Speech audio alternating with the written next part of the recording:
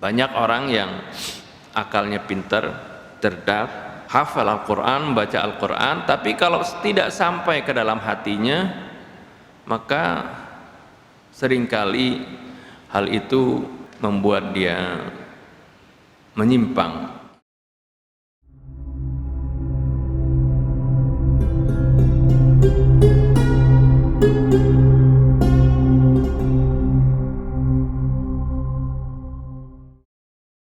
Assalamualaikum warahmatullahi wabarakatuh. Bismillahirrahmanirrahim. Alhamdulillahilladzi hadana lihadza wa ma kunna linahtadiya laula an hadanallah. Wassalatu wassalamu ala sayyidina Muhammad ibn Abdullah wa ala alihi wa sahbihi wa man jahada fi sabilihi wa wala. Amma ba'du. Para hadirin dan hadirat sekalian, jamaah Masjid Al-Mahdi, jamaah kuliah subuh yang dimuliakan Allah Subhanahu wa taala. Alhamdulillah wa syukurillah, kita panjatkan puji syukur kita kehadirat Allah Subhanahu wa taala atas segala karunia-Nya, rahmat-Nya, nikmat-Nya, taufik serta hidayahnya kepada kita yang tiada henti-hentinya, yang tidak bisa kita hitung dan tidak pula sanggup kita mensyukurinya. Terutama sekali nikmatul iman wal Islam, nikmat taufik dan hidayah, sehingga pada kesempatan kali ini kita masih bisa diberikan kesempatan untuk melaksanakan perintahnya, bisa menjalankan salat subuh berjamaah, kemudian tetap duduk di sini mengikuti ta'lim, merenungi firman-firman Allah Subhanahu wa taala. Hadirin dan hadirat sekalian, sekarang kita masih berada di Ashhurul Hurum, di bulan-bulan yang dimuliakan oleh Allah Subhanahu wa taala.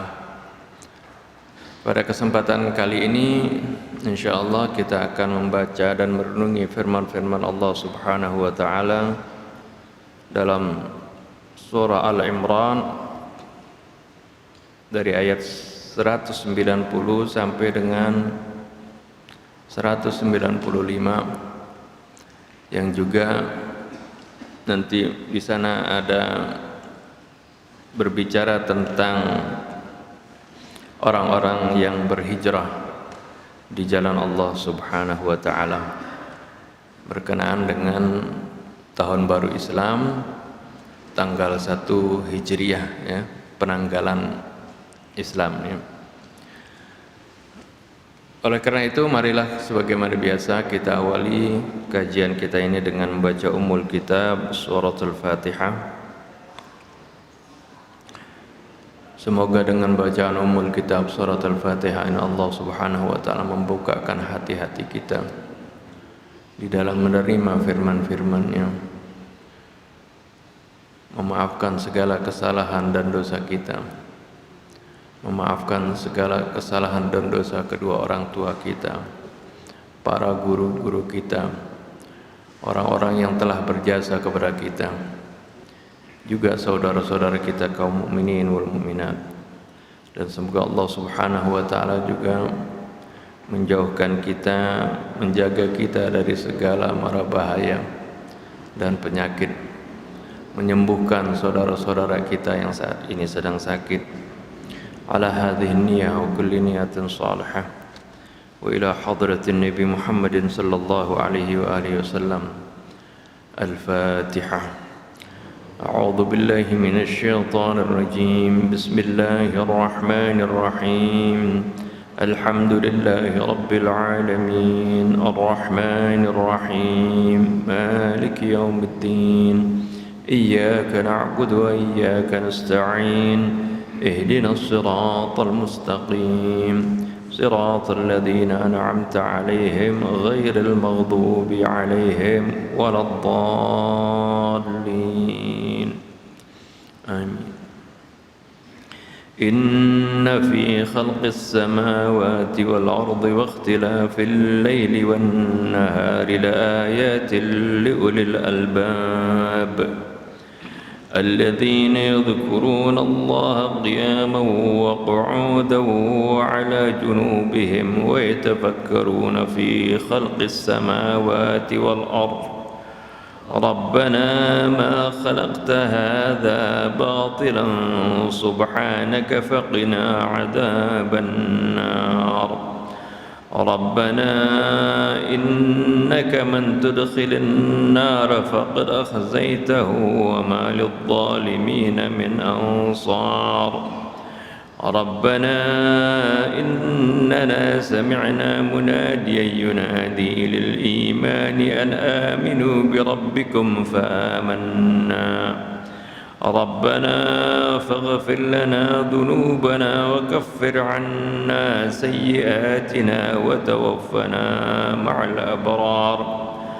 ربنا وآتنا ما وعدتنا على رسلك ولا تخزنا يوم القيامة إنك لا تخلف الميعاد فاستجاب لهم ربهم أني لا أضيع عمل عامل منكم من ذكر أو أنثى بعضكم من بعض فالذين هاجروا وأخرجوا من ديارهم وأوذوا في سبيلي وقاتلوا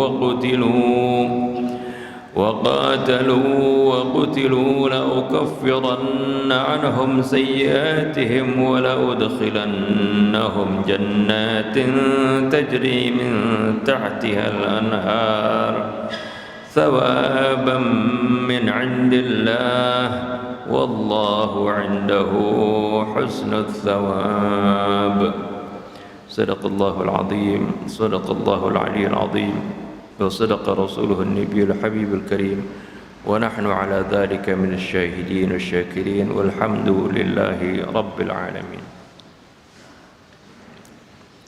Allah Subhanahu wa taala berfirman di dalam surah Al-Imran ini, dan ayat ini sering dibaca oleh Rasulullah sallallahu alaihi wasallam ketika bangun malam ya. Setelah baca doa bangun tidur dibaca ini ya. Inna fi khalqis samawati wal ard wa ikhtilafil laili wan nahari la ayatil liulil albab. Sungguhnya di dalam penciptaan langit dan bumi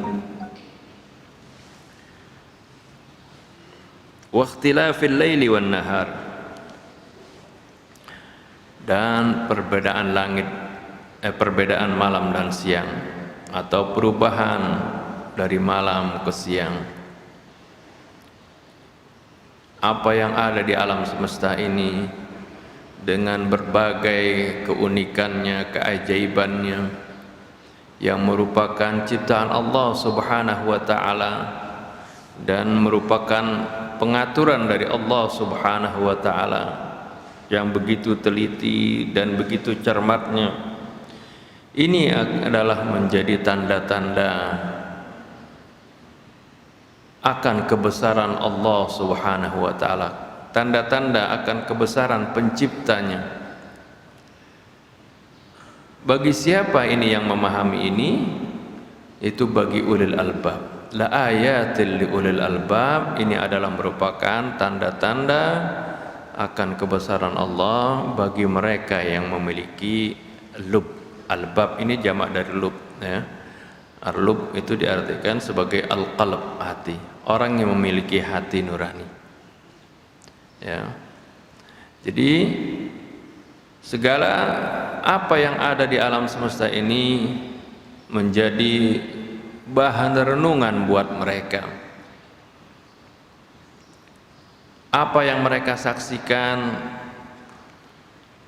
dari keajaiban-keajaiban yang ada baik di sekitarnya maupun di dalam dirinya, itu akan mengingatkan dia akan kebesaran Allah Subhanahu wa taala. Sama seperti Sayyidina Ali sering mengatakan, tidak aku melihat sesuatu, ya, melainkan aku melihat Allah di sana. Artinya aku melihat di sana ada kekuasaan Allah, di sana ada kebesaran Allah. Ini bagi mereka-mereka yang memiliki, ya, hati nurani, yang memiliki akal yang jernih, ya. Ini yang disebut ulul albab, ya. Ulul albab dari kata lub itu jamaknya albab, ya, arti orang-orang yang memiliki hati nurani. Karena hati nurani yang bersih itu adalah merupakan fitrah Allah yang Allah tanamkan pada diri setiap manusia, ya. Banyak orang yang akalnya pintar, cerdas, ya, bahkan, ya, hafal Al-Quran, baca Al-Quran, tapi kalau tidak sampai ke dalam hatinya, maka seringkali hal itu, ya, membuat dia menyimpang, ya. Ini penting sekali, ya, kebersihan hati, ya, hati yang jernih, hati yang bersih. Ini, ya, hati yang akan menjadi tempat dari keimanan kita, ya.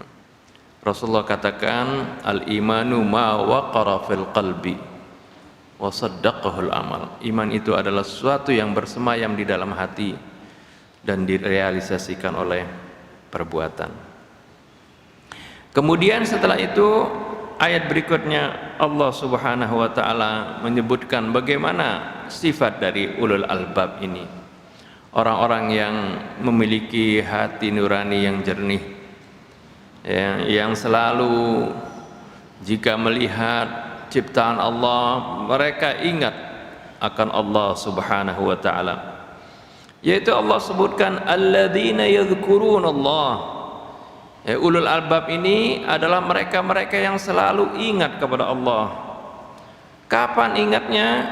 Apa waktu di masjid saja? Ya, tidak, kapan saja. Alladzina yadhkurunallaha qiyaman wa qu'udan wa 'ala junubihim, yaitu yang mereka senantiasa ingat kepada Allah baik waktu berdiri maupun waktu duduk ataupun waktu berbaling. Ini menggambarkan artinya mereka ingat dalam setiap saat, ya.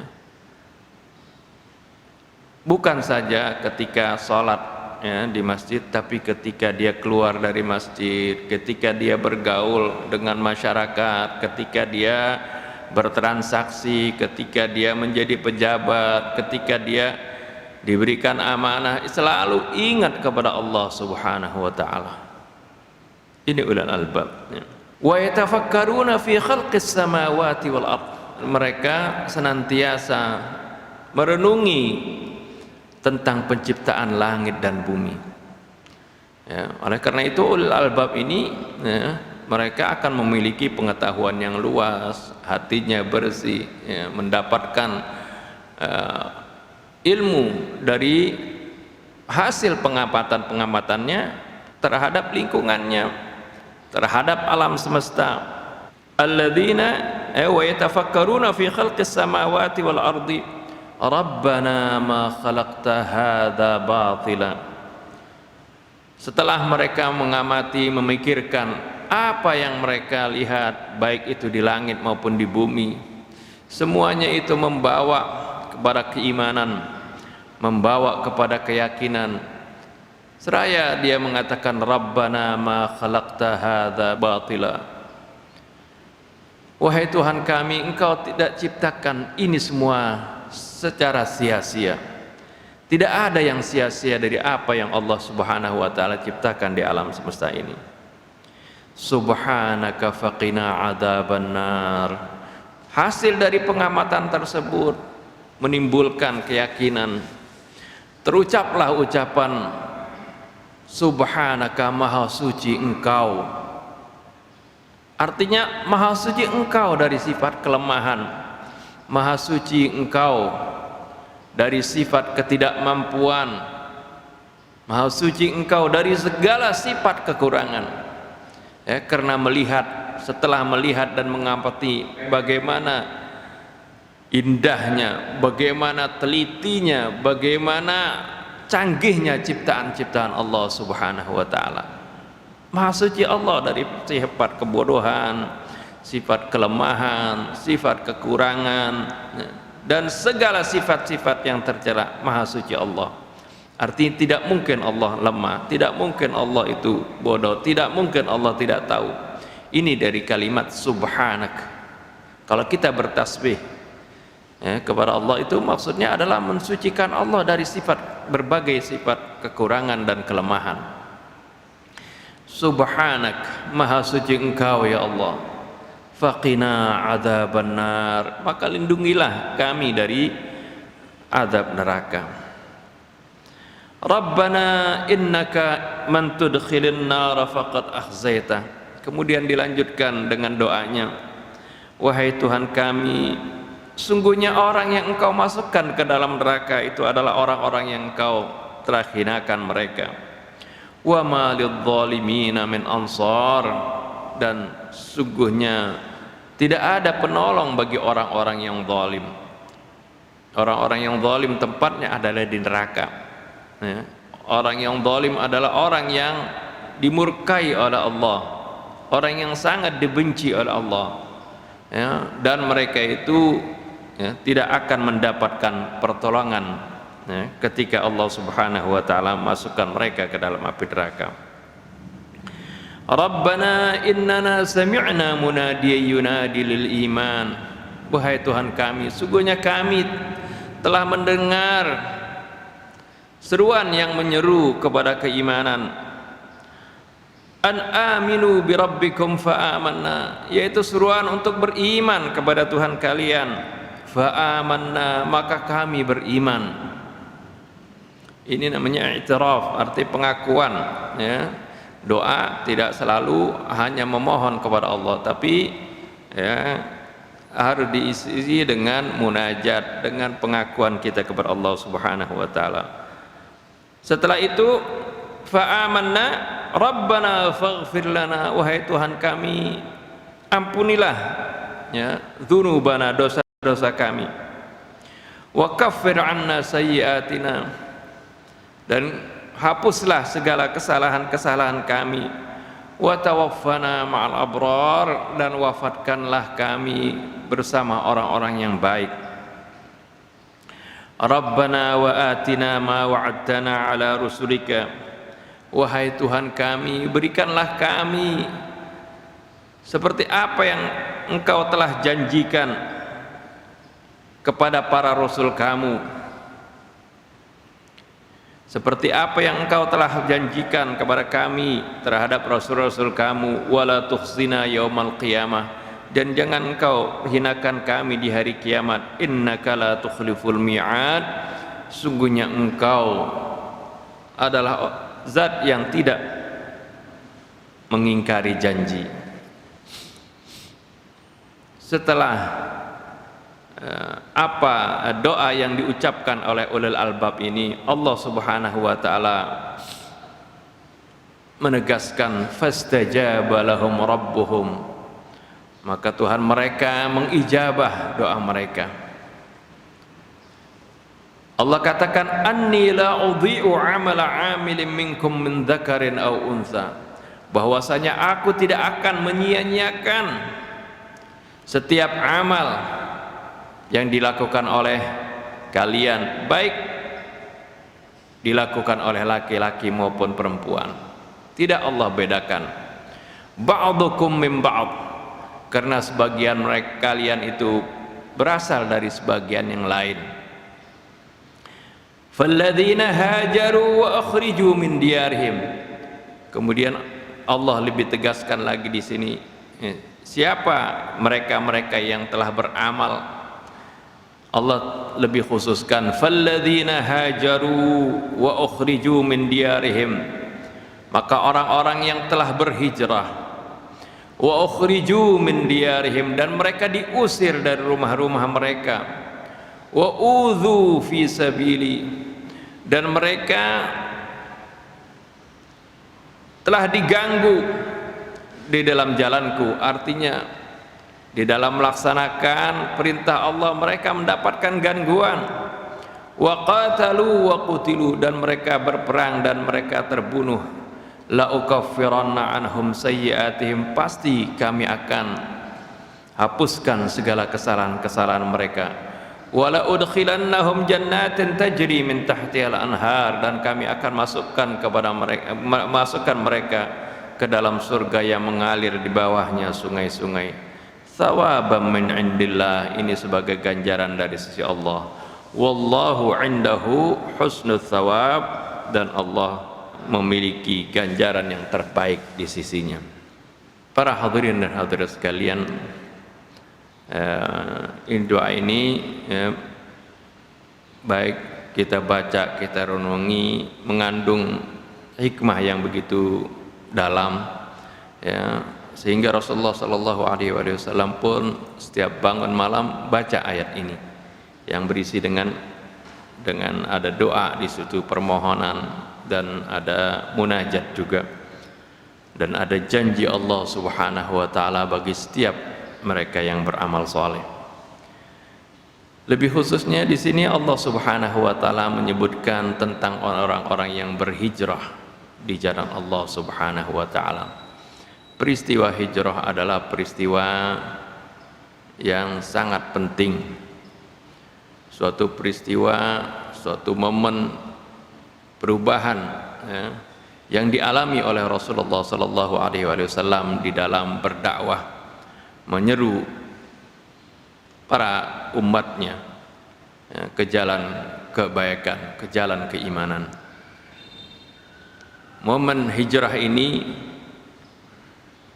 merupakan momen di mana, ya, digunakan untuk merubah, ya, sikap, ya, merubah metode, ya, di dalam berdakwah, dan juga ini momen hijrah ini adalah merupakan momen di mana Rasulullah Sallallahu Alaihi Wasallam, ya, mulai terbebas daripada gangguan orang-orang kaum musyrikin. Rasulullah Sallallahu Alaihi Wasallam sebelum hijrah ke Madinah, Rasulullah perintahkan terlebih dahulu para sahabatnya, terutama para du'afa al-muslimin, untuk berhijrah ke negeri Habasyah, ke Ethiopia, karena Rasulullah SAW mengetahui, mendengar bahwasanya raja di sana, Raja Habasyah, ya, adalah raja yang tidak mengabaikan, ya, orang-orang yang datang ke negeri beliau, arti sangat melindungi dan menghormatinya.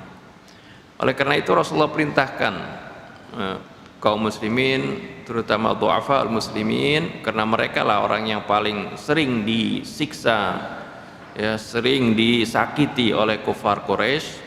Rasulullah SAW perintahkan mereka untuk hijrah, dipimpin oleh Ja'far bin Abi Thalib, sepupu Nabi kita Muhammad SAW.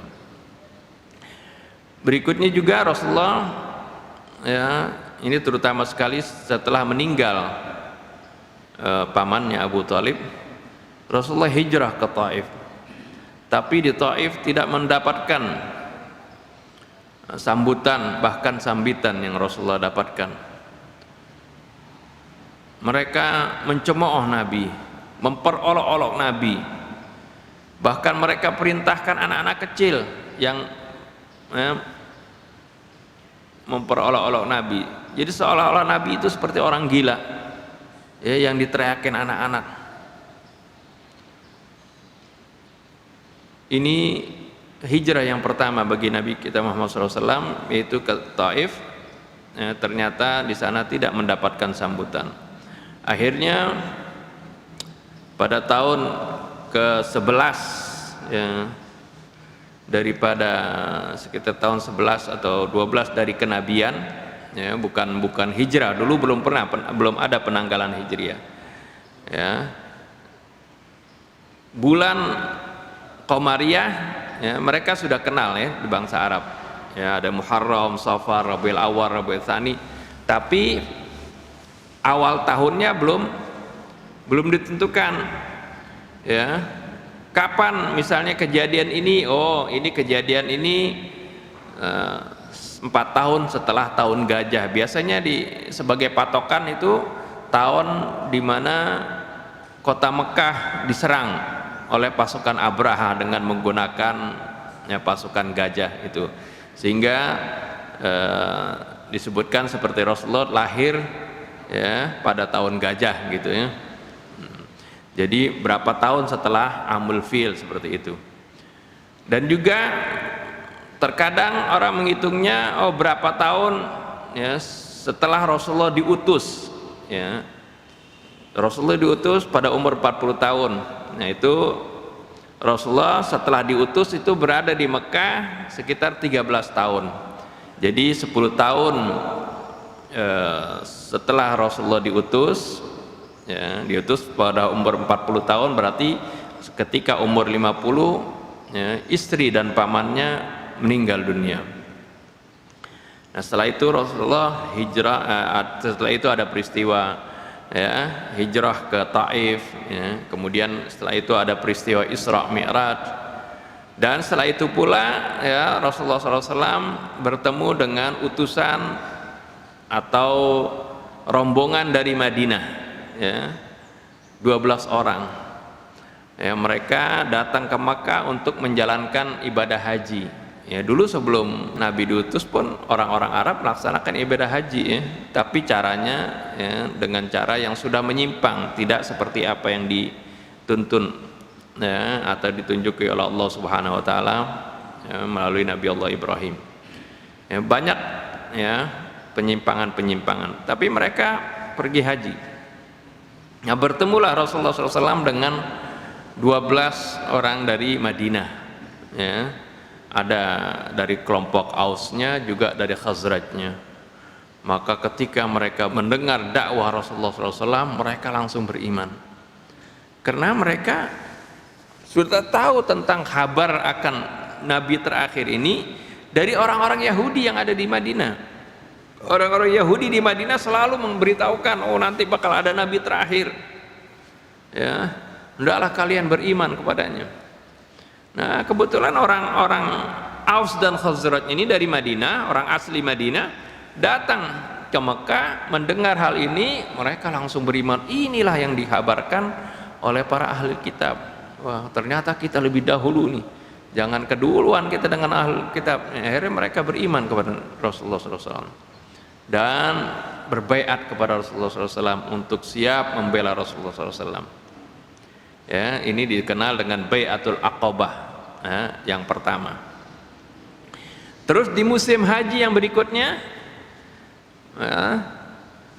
ya, sebelum itu, ya, 12 orang ini kan kembali, ya, dari melaksanakan haji, kembali ke Madinah. Rasulullah kirim Mus'ab bin Umair, sahabatnya, untuk mengajarkan mereka tentang Islam, ya. Ini adalah duta pertama kaum muslimin, ya, dalam Islam. Mus'ab bin Umair pergi ke Madinah, ya. Kemudian, ya, setelah setahun, di tahun berikutnya dari Madinah datang lagi 72 orang. Artinya setelah diutusnya Mus'ab bin Umair dan sekembalinya 12 orang ini, di Madinah berkembang Islam. Banyak orang yang masuk Islam karena mereka memang sudah dengar tentang kabar ini, ya. Akhirnya datang mereka, ya, dengan 72 orang, ya, dari Aus maupun Khazraj, datang menemui Nabi dan berbaiat lagi kepada Nabi kita Muhammad SAW, ya, mereka sudah beriman dan berbaiat kepada Nabi kita Muhammad SAW, bersumpah setia untuk membela Nabi kita Muhammad SAW, dan mereka mengharapkan Nabi bisa hijrah ke Madinah. Ya, nah setelah itulah ya, pada tahun ke-13 dari kenabian, Rasulullah hijrah ke Madinah. Ya, setelah Rasulullah terlebih dahulu memerintahkan sahabat-sahabatnya terlebih dahulu hijrah ke Madinah. Ya, Rasulullah masih tetap di Mekah sampai pada saat ya, kufar Quraisy merencanakan untuk membunuh Nabi dengan mengutus 40 orang pemuda ya, dari setiap kabilah. Mereka nggak bisa bunuh Nabi karena Nabi ini termasuk Bani Hashim, artinya suku yang kuat, suku yang besar ya di kalangan Quraisy. Jadi kufar Quraisy itu nggak berani kalau berhadapan langsung gitu. Akhirnya dia bersepakat mengambil dari setiap kabilah. Setiap kabilah yang ada di Arab di sana diambil satu orang pemuda. Jadi nanti yang bunuh Nabi ini dari berbagai kabilah. Kalau Nabi artinya Bani Hashim mau balas dendam nggak bisa. Artinya menuntut nggak bisa karena ya ini dilakukan oleh seluruh kabilah seperti itu. Rencana mereka ini, makar mereka, Allah beritahukan kepada Rasulullah SAW, dan pada saat itulah Rasulullah diperintahkan untuk berhijrah. Ya. Rasulullah persiapkan hijrah, untuk hijrah ini ya, dipersiapkan menyewa kendaraan yang terbaik, 2 unta ya, yang bagus, yang kuat ya, yang kekar ya, merencanakan bagaimana rute perjalanannya ya, bagaimana kemudian Rasulullah menyewa orang yang paling pintar tentang jalan di padang pasir ya, seorang badui, kalau nggak salah namanya Abdullah bin Uraikid. Ya, ini orang yang paling pandai ya, mengetahui seluk-beluk jalan di padang pasir. Sebab padang pasir nggak sembarangan ya, orang lewat jalan padang pasir. Kadang-kadang kita lewat di satu bukit misalnya, oh ini jalanan kita tandain, oh kita lewat sini nih bukit. Besok-besok ya, karena tiup angin bukitnya pindah. Ya, seperti itu. Jadi karena kalau di padang pasir itu kan jalan bisa tertutup seperti itu karena tertiup angin. Nah, ini Rasulullah memilih orang yang paling pandai mengetahui tentang seluk-beluk perjalanan ke Madinah tersebut. Jadi benar-benar dipersiapkan. Kemudian ketika hijrahnya nanti ya, kemana rutenya, nggak mengambil rute yang biasa, jalan biasa ya, dari Mekah ke Madinah yang sering dilalui oleh kafilah, tidak, tapi jalannya kalau istilah kita jalan tikus ya, zigzag jalannya supaya tidak mudah dikejar. Selain daripada itu, Rasulullah perintahkan Sayyidina Ali untuk tidur di tempat tidurnya di rumahnya. Ini adalah merupakan upaya-upaya taktik yang Rasulullah SAW jalankan. Ya, artinya ini adalah bagian dari namanya ikhtiar, usaha ya, bagaimana menghindari serangan atau tipu daya musuh ya. Kita diperintahkan untuk berikhtiar, dan di Rasulullah SAW melaksanakan hal ini. Padahal ya, kalau Allah kehendaki bisa nggak Rasulullah dipindahkan langsung dari Mekah ke Madinah? Bisa aja langsung seperti Rasulullah Isra Mi'raj dari Masjidil Haram ke Masjidil Aqsa, bisa, bahkan sampai ke langit bisa. Tapi nggak semuanya seperti itu. Kalau semuanya seperti itu, nanti umatnya nggak bisa nyontoh. Bagaimana kita berusaha, susah kita menyontohnya. Tapi bagaimana Rasulullah SAW ini mencontohkan agar supaya kita ini berikhtiar, arti mengambil upaya dalam segala hal ya, kemudian setelah upaya itu kita mohon kepada Allah Subhanahu wa taala ya, kita berdoa kepada Allah Subhanahu wa taala. Nah, ini Rasulullah perintahkan Sayyidina Ali untuk tidur di tempat tidurnya dan berselimut pakai selimut Nabi Ya, karena Allah sudah beritahu bahwasanya Rasulullah SAW ini ya, akan dibunuh oleh 40 pemuda. Ya, benar saja ya. Ya, ketika Rasulullah perintahkan itu, Rasulullah kemudian keluar, dan yang menunggu itu ya diceritakan ya, katanya yang mengepung rumah Nabi 40 pemuda dengan pedang terhunus ya, Rasulullah bacakan wa ja'alna min baini aydihim saddaw wa min khalfihim saddaw faghshaynahum fahum la yubsirun. Lalu Rasulullah keluar, mereka semuanya tertidur ya, bahkan Rasul sempat di setiap kepala mereka ditaruhin itu debu ya, itu menunjukkan bagaimana kalau Rasulullah SAW menghendaki membunuh mereka bisa saja ya, tapi Rasulullah nggak lakukan itu. Mereka tidur. Keluar Rasulullah SAW, dan ini keluar nggak langsung pergi menuju ke arah Madinah, enggak. Kalau menuju langsung ke Madinah nanti orang bangun bisa dikejar ke arah sana, tapi menyimpang dulu ya, arah Madinah sana menyimpang dulu ke Gua Thawr ya, ke Gua Thawr.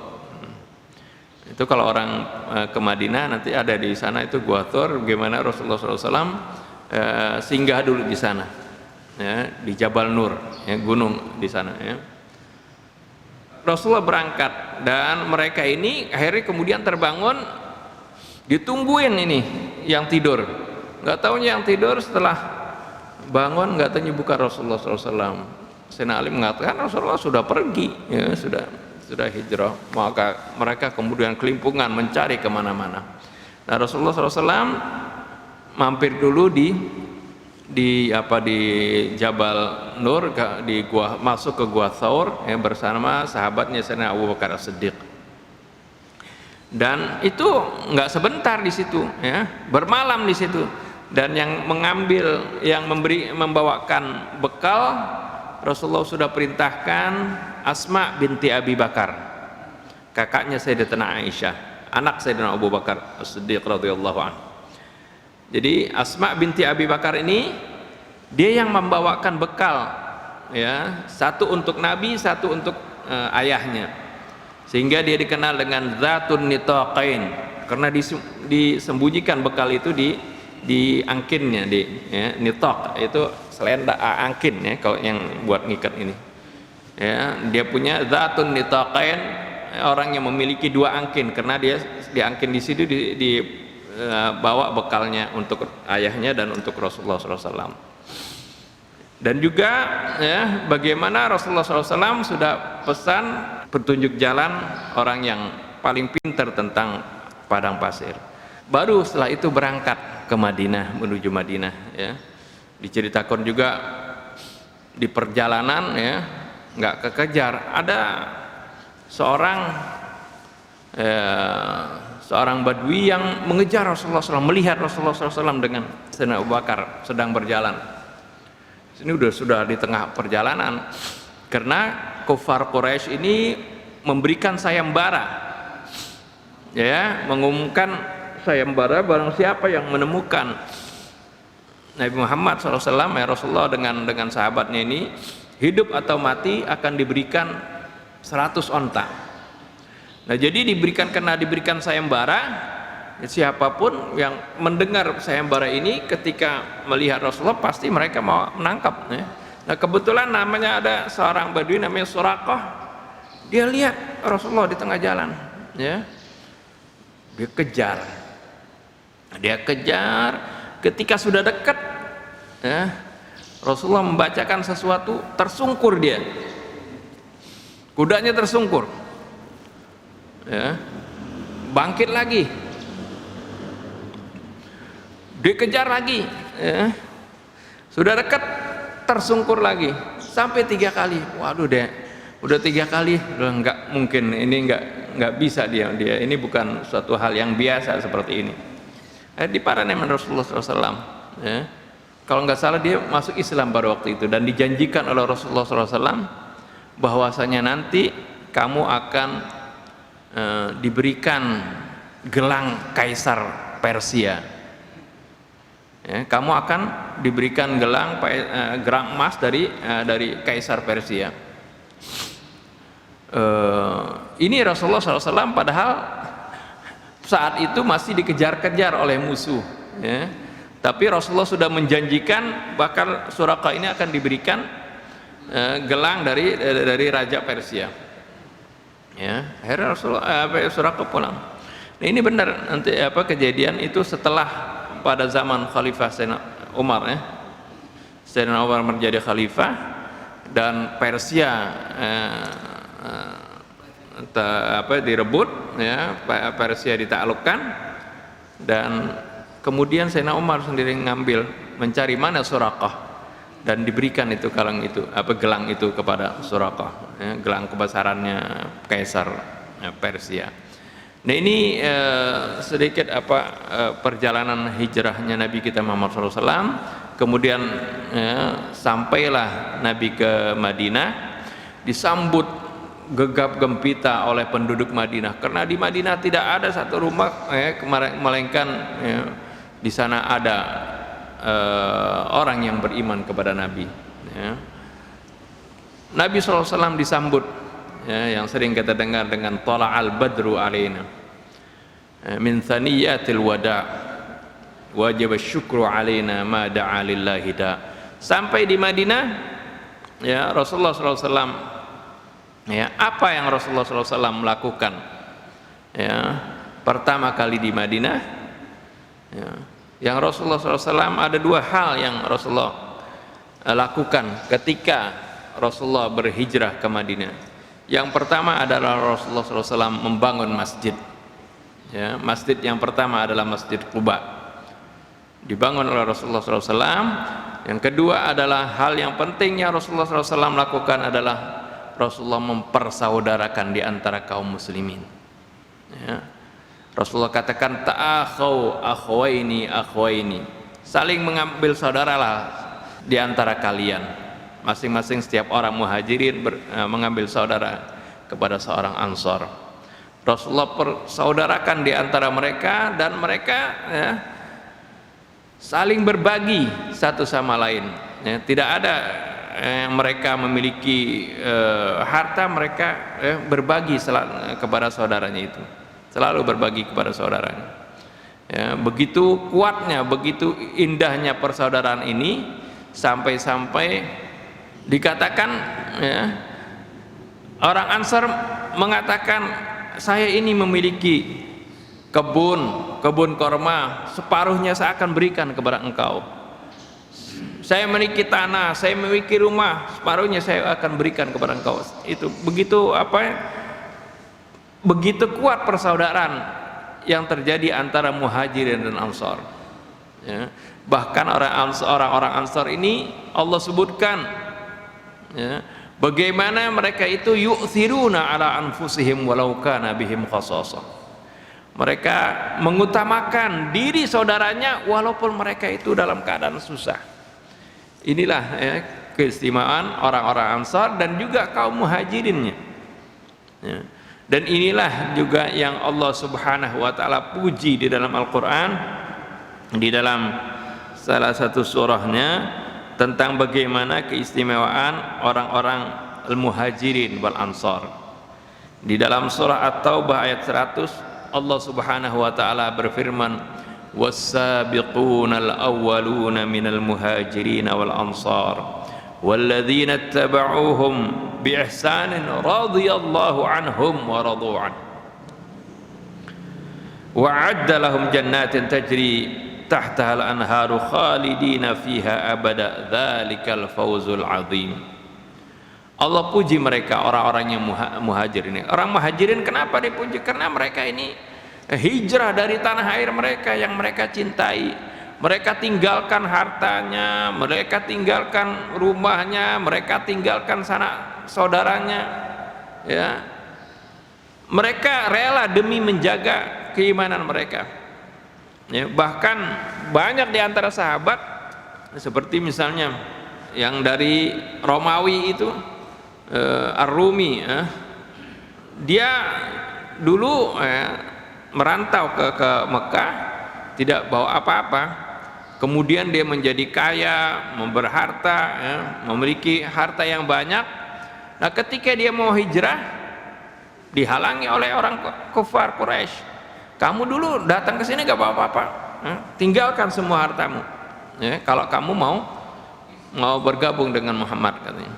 Akhirnya dia lebih mementingkan bergabung dengan Rasulullah SAW, dia mementingkan hijrah kepada Nabi, hijrah bersama Nabi, ditinggalkan itu harta yang dia sudah hasilkan semuanya. Jadi banyak kaum muslimin yang hijrah itu mereka hartanya kemudian dirampas oleh kufar Quraisy, ya. Nah, mereka dengan keimanannya, ya, mereka itu rela mengorbankan, ya, harta mereka, ya, rumah mereka, dan meninggalkan tanah air mereka yang mereka cintai. Oleh karena itu mereka dipuji oleh Allah Subhanahu wa taala, ya, yaitu mereka-mereka yang hijrah ini, yang hijrah sejak awal, ya, bukan hijrahnya setelah, ya, kota Mekah sudah direbut, kota Mekah sudah dibebaskan, mereka hijrah, maka itu nggak ada, ya, nggak masuk di dalam golongan ini.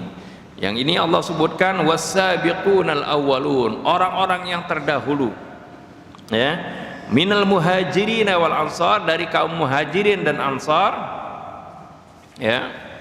Allah katakan walladzina tabauhum, dan juga yang, ya, walaupun bukan muhajirin dan ansar, tapi yang datang kemudian tapi mengikuti al muhajirin wal ansar, ya, mengikuti as-sabiqun minal muhajirin wal ansar, Allah katakan radhiyallahu anhum.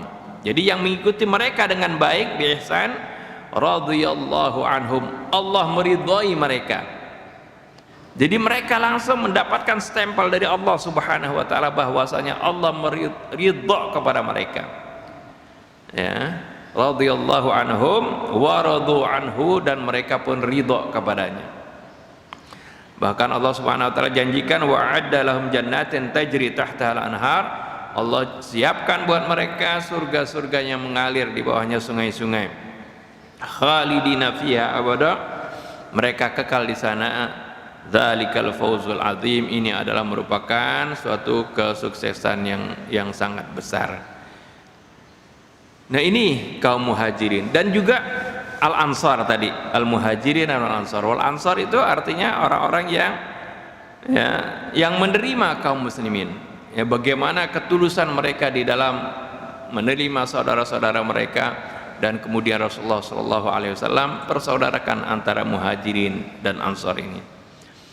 Dan inilah, ya, yang sesuatu yang sangat penting dari peristiwa hijrah ini, bagaimana Rasulullah SAW membangun masjid, dan masjid ini adalah memiliki fungsi yang sangat penting bagi perkembangan umat. Di masjidlah Rasulullah SAW mempersatukan mereka, di masjidlah mereka beribadah, di masjidlah mereka, ya, mengadakan ta'lim, mengadakan berbagai, ya, kegiatan keagamaan. Di masjid pula, ya, Rasulullah memecahkan berbagai persoalan yang dihadapi oleh umat. Di masjid pula, ya, sebagai tempat, ya, apabila kaum muslimin memerlukan sesuatu di sana, di masjid. Itulah fungsi sebenarnya masjid. Jadi bukan hanya untuk salat saja. Jadi Nabi dulu, ya, bermusyawarah di sana dengan para sahabatnya, membicarakan masalah hal-hal, ya, yang dihadapi oleh umat di dalam masjid, ya, apakah itu masalah ekonomi, masalah sosial, ya, bahkan masalah perang pun dibicarakan di sana. Itu fungsi, fungsi masjid yang begitu luas, ya. Ya, karena masjid adalah tempat yang dimana Allah Subhanahu wa taala turunkan rahmat, ya, di sana, karena di sana adalah tempat ibadah. Nah, ini yang pertama. Yang kedua, bagaimana pentingnya persaudaraan di antara kaum muslimin, ya. Tanpa ada persaudaraan, ya, maka persatuan umat ini akan hancur, ya. Walaupun kaum muslimin ini terlihat secara kuantitas besar, akan tetapi kalau tidak ada rasa ukhuwah di dalam hati mereka, rasa persaudaraan di dalam hati mereka, yang sebagaimana dicontohkan oleh kaum Muhajirin wal Ansar, mereka ini akan menjadi lemah ya, bagaikan sapu ya. Sapu lidi itu kalau mereka bersatu, mereka itu begitu kuatnya ya, tidak mudah dipatahkan. Tapi ketika bercerai-berai ya, tinggal menjadi satu dua lidi ya, terpisah-pisah, akan mudah dipatahkan. Beginilah kondisi umat ya, umat Islam yang nampaknya banyak sekarang ini ya, karena masalah ukhuwah ini tidak diperhatikan ya. Ukhuwah ini hanya sebagai ucapan belaka ya, hanya lip service saja ya, sehingga tidak terjalin kekuatan umat ya, karena kaum muslimin sekarang ini masih ya, selalu bergontok-gontokan satu sama lain, berfirqah-firqah, masing-masing firqah mengklaim dirinya lah yang paling benar, dirinya lah yang selamat. Akhirnya ya terjadilah ya, perpecahan di antara mereka. Datang ke masjid, padahal di masjid ini adalah tempat di mana kita bisa ya, mempelajari berbagai hal. Di masjidlah diajarkan bagaimana kedisiplinan. Di masjidlah diajarkan bagaimana kepemimpinan. Ya, di sana ada imam, di mana di belakangnya makmum yang taat kepada imam. Ya. Setiap imam ruku, makmumnya ikut ruku. Ya. Imam sujud, makmum ikut sujud. Ini adalah gambaran bagaimana taat kepada pemimpin. Ya. Selama pemimpin itu ya, tidak melakukan kesalahan. Ketika pemimpin salah, imamnya salah, ya, ditegur dengan halus. Ya, dengan membaca subhanallah oleh makmumnya. Begitu juga ketika salat, bagaimana barisannya begitu lurus ya, softnya ya, itu adalah menandakan bagaimana kedisiplinan ya, kaum muslimin mendidik kedisiplinan dari salat ini. Dan di masjid pula diajarkan bagaimana kita itu menghargai waktu ya. Di masjid pula di sana bagaimana terjadinya silaturahim satu sama lain. Ini diajarkan di sini, tapi sekarang hal-hal yang penting yang pernah diajarkan dan dicontohkan oleh Nabi kita Muhammad SAW ini tinggal gambarannya saja, tinggal istilahnya hanya prakteknya saja ya. Tapi dalam hakikatnya ya, tidak dijalankan. Mereka mungkin rapat dalam shaf, rata dan berdekatan satu sama lain. Tapi ketika keluar dari masjid ya, tidak tegur sapa ya, satu sama lain ya, tidak peduli dengan saudaranya. Nah ini yang hilang daripada hakikat dari gambaran dan pelajaran saat kita melaksanakan ibadah di masjid ya. Dan peristiwa hijrah inilah kemudian hijrahnya Nabi ya, oleh Sayyidina Umar ditetapkan sebagai tahun hijriyah ya, awal tahun hijriyah. Dan Sayyidina Umar bermusyawarah dengan para sahabatnya pada waktu itu ya. Kita tetapkan tahunnya dari mana?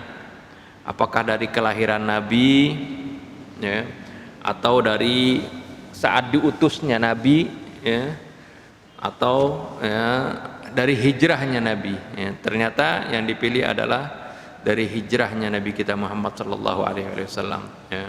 Dan hijrahnya juga, peristiwa hijrah ini juga kemudian diklasifikasikan dalam Al-Quran. Orang biasanya mengenal ada surah yang disebut Makkiyah, ada surah Madaniyah. Nah ini ditandai dengan hijrahnya Nabi. Kalau yang disebut Makkiyah artinya surah-surah yang turun atau ayat-ayat yang turun sebelum hijrahnya Nabi. Ya, walaupun Makkiyah arti disebut dari kata Mekkah, artinya yang turun di Mekkah gitu. Tapi yang menjadi patokan bukan Mekkah atau Madinahnya, ya. Madaniyah arti dari kata Madinah. Tapi yang jadi patokan adalah, ya, apakah surah atau ayat tersebut turun sebelum hijrah Nabi? Kalau sebelum hijrah Nabi disebut surah Makkiyah. Kalau setelah hijrah Nabi disebut surah Madaniyah. Ya. Bukan hanya tempatnya. Kadang-kadang ya, surah yang turun setelah hijrah Nabi itu disebut tetap Madaniyah, walaupun itu turunnya di Mekah. Ya, seperti ketika Rasulullah SAW Hajjatul Wada turun ayat Quran, ya, di dalam surah Al-Maidah misalnya, tetap ayat itu disebut bukan Makkiyah walaupun turunnya di Mekah, karena turunnya setelah peristiwa hijrah Nabi, jadi disebut surah Madaniyah. Ya, ini saja yang dapat saya sampaikan, ya. Mudah-mudahan bermanfaat. Lebih kurang saya mohon maaf. Billahi taufiq wal hidayah. Wassalamualaikum warahmatullahi wabarakatuh.